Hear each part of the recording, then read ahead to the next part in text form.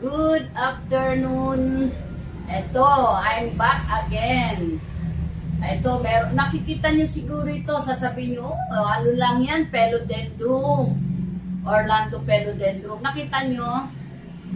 Kaya medyo busing kaunti kasi napaligiran na natin ng ilang puno. Dati yan, iisa lang. Nung iisa lang, ang pangit niya, ang payat niya. Pero ngayon, nakita nyo, ito yung kanyang coco pole. Pero ang haba na nang itinaas niya. Ngayon, ang gagawin natin, puputulin natin yan, ilalagay natin ulit sa puno. Kasi para gumanda siya ulit. Mas magiging busi na siya. Kasi yung mga blanco na ganito, mga blanco, malalagyan, ma-filled up natin. Kasi sasabihin natin, oh, ala namang hindi naman maganda yan, hindi ano, pero hindi, maganda itong i-display sa loob ng bahay. Ako merong isa doon sa aking dining. Meron akong ganito. Ngayon, eto, ang gagawin natin, puputulin natin dito, kasi para yung naputol na yon itatanim natin dito para ito ay lumago. Yung itinanim ko nung nakaraan, ito, oh, malago na, tatalian na lang siya. Ngayon, yung puputulin natin, yun naman ang ilalagay natin dito. Ikakater natin para, kumbaga sa kwan, aalagaan natin ito para maging maganda. Kita nyo, kahit ganyan yan na hindi masyadong pansin, ang kintab ng dahon niya, maganda. Kaya karamihan sa atin sasabihin na hindi naman maganda yan. Minsan hindi ba nila hinahanga na, oo nga, ang ganda niya na ipang-dekorasyon. Pero, pag pinag-decorate mo na ito doon, pagka yan ay kagaya nito, itong blanco yan, oh, blanco yan, di ba? Pag nilagyan ko yan, tataas na yan. Dito, nakita nyo rito, kasi dalawa na ang nakalagay dyan. Tingnan nyo, di ba, busi siya, maganda. Magiging ganun din yan. Kaya, ganun ang gawin natin. Putulin natin dito sa itaas. Ayan. Siguro, lampas lang kaunti sa kanyang pole. Para pag may tumubo ulit, tataas na naman ulit siya. Kaya hanggang dito ang puputulin natin dito sa isang ito. Yan. Kasi para maitanim natin ulit. Ito hanggang dito.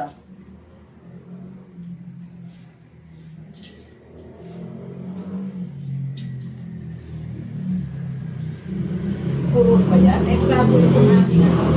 Antibay.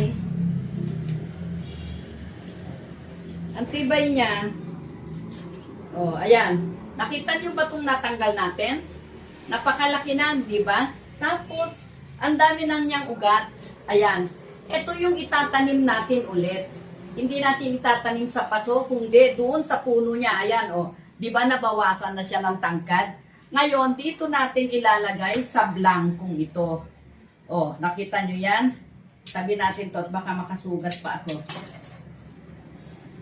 Ayan, dito natin siya itatanim. Tatanggalin natin siya ng isang dahon para maibaon natin.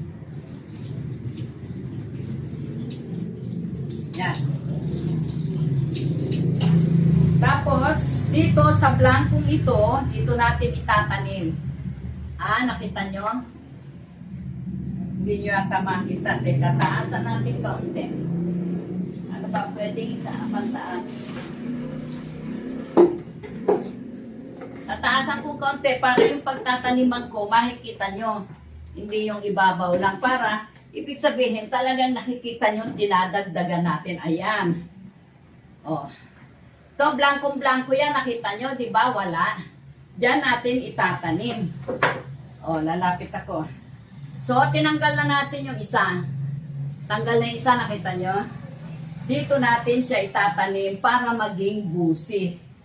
Nakita nyo? Ito ang pang-ano na natin. Pang-susundot na natin.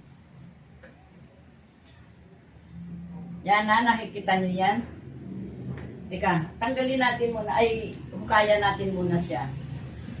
O, umuuga na dahil sa kanyang bigat. Ang dami na niyang buhat-buhat eh.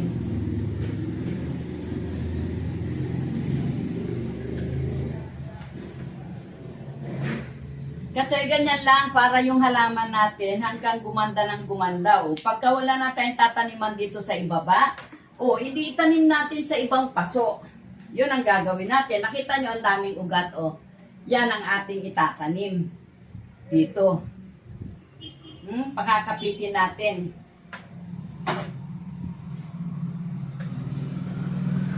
Itong taling ito, itali natin siya. May tali eh. Kasi yung tinanim ko itong kabila, tinalian ko siya kasi para dumikit. Ngayon, nakadikit na yung kanyang puno. Kaya pwede naman natin din idikit ito. Buti na lang madaling tanggalin ang buhol. Oh.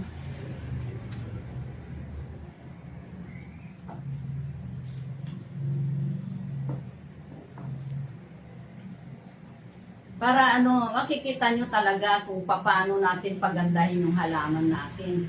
Kasi, minsan kasi hindi na-appreciate ng iba. Hindi naman lahat. Pero yung iba, nakaka-appreciate. Pero yung iba, parang baliwala sa kanila yung mga nakikita nilang ganito.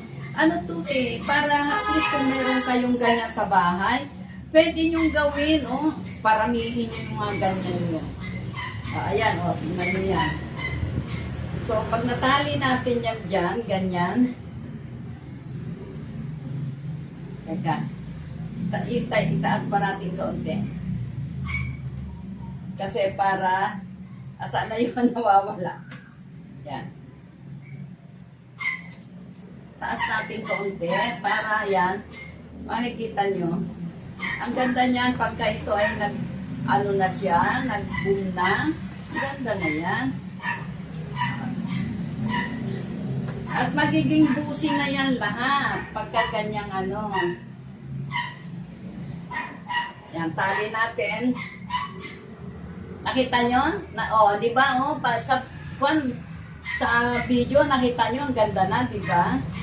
Kasi, dinagdagan natin siya ng isang puno. Ngayon, tatanggalin pa natin yung iba para pantay-pantay ang tubo niya pag niya ulit. Maganda na naman.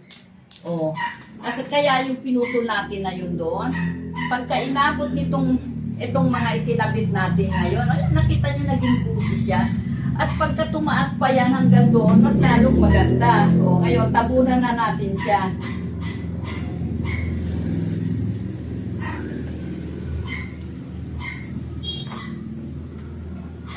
Kasi ididiin ko ng kamay ko para sure na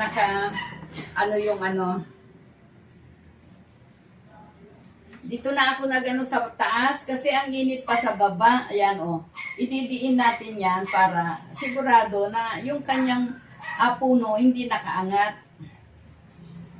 At kakabit yung kanyang mga ugat sa ating pole. Nakita nyo? Dami ng mga ugat na umano siya eh. Kaya yan, yung ating dinagdag, malago na siya talaga. Kaya pag kaya umakyat pa yan, lalong lalago na ito. Ngayon, dadagdagan natin ng kanyang potting mix. Meron akong potting mix na dala-dala rito.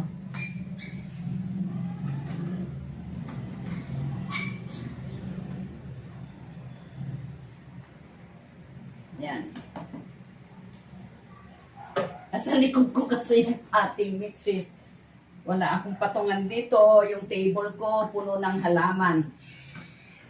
Yan, okay. At mamaya didiligan natin. Nakita nyo, di ba? Okay na? Maganda?